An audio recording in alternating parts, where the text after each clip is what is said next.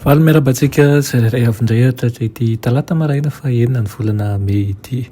Misaoran'Andriamanitra isika fa mbola nomeny tombonandro indray ahafahantsika mandray ny famindrampony, ahafahantsika ihany koa manahy ny famelan-keloka avy aminy raiso tombontsoa lehibe ho anao zany. Ary ity maraina ity ane atonga anao hitoetratrany ao amin'ny Kristy. Aloha andirantsika ny amin'ny mofinainan'io dia vavakisika. Tompo malala tsara indrindra mbola misaotra anao izay fa mbola nomenao an'izao fotoana manokana izao indray ahafahanay mianatra ny teninao. Mankataka aminao izay tompo ny mba hitoeranao eo ao tokantranonay tsirairay avy, ka kahery ny kivenenao, ampatanjaka ny sainay ihany koa amin'ny toe-javatra rehetra, ary ihany koa amboleo zavatra ao anatin'ny fonay mba ny vovato ho lasa vonofo. Mitenena reo fa voniko iainanao zahay. Naman'i Jesosy, amen.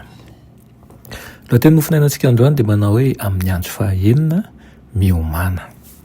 Nalaina amin'ny Exodosy 4:7-20 manao hoe izao no lazain'i Jehova, raha pitso dia tena andro fitsarana masina ho an'i Jehova, koa manendasa izay endasinareo ary mahandroa izay andrahoanareo, ary izay sisa rehetra dia avelao ho anareo ho tehirizina ho tramaraina. Amen. Hita fa indroeny ny abetsaky ny mana nomena tamin'ny andro fahaenina, ary nanangona indroan'ny vata omeravy ihany koa ny olona.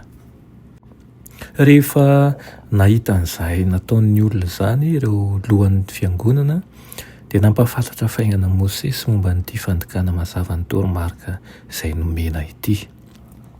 Saingy izao no navaly Mosesy avy, izao no lazain'i Jehova, raha pitso dia tena andro fitsarana masina ho an'i Jehova, koa mandeha ny manendasa izay endasinareo,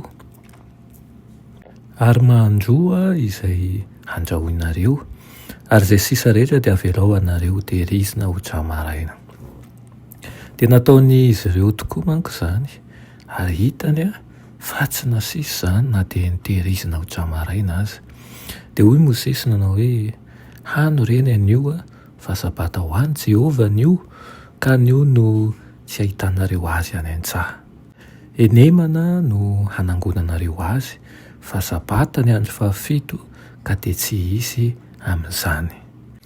Tsy latsa-danja noho ny tamin'ny fotoana nanomezana an'ireo toromarika manokana izay voalaza ireo ho an'ny zanak'Israely ny mahasarotana ny tompo ankehitriny mikasika ny sabatany, izay manao tsy rambana ny fiomanana amin'ny andro fahaenina ho amin'ny sabata, dia namany mandika ny didy fahefatra sy ny lalan'Andriamanitra.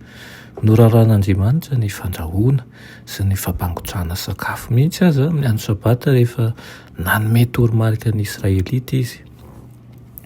Tokony handray an'izany fanjarany izany ho fitsipika lehibe avy amin'i Jehova koa izay rehetra mitandrina ny sabata.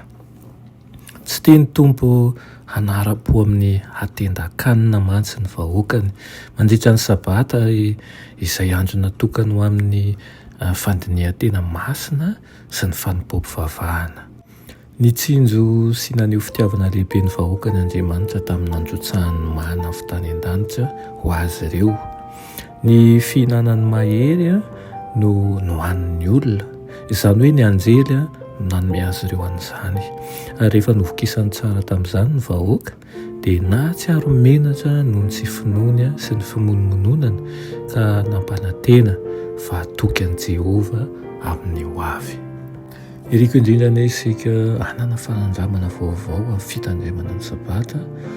Raha mbola tsy nitandrina ianao hatramin'izay, dia ny fanahy masina ny bitsika aminao mba ho amin'ny fitandremana, ary hitaona ihany koa ireo izay efa niala tao anatin'izany mba hiverina, ary rehefa ao anatiny mba ho amin'ny fanatsahana azy. Amen. Rainay tsara ny erin-danitra mbola misaotra anao izahay amin'izany teninao izany, ampianaro hatrany izahay, ankatoanao ary amin'ny lafin-davatra rehetra mihitsy aokaneny fanahinao masina, ampianatra anay sy ankahery anay mba ho mpanompo mahatoky tokoa izahay. Aminaran'i Jesosy, amen.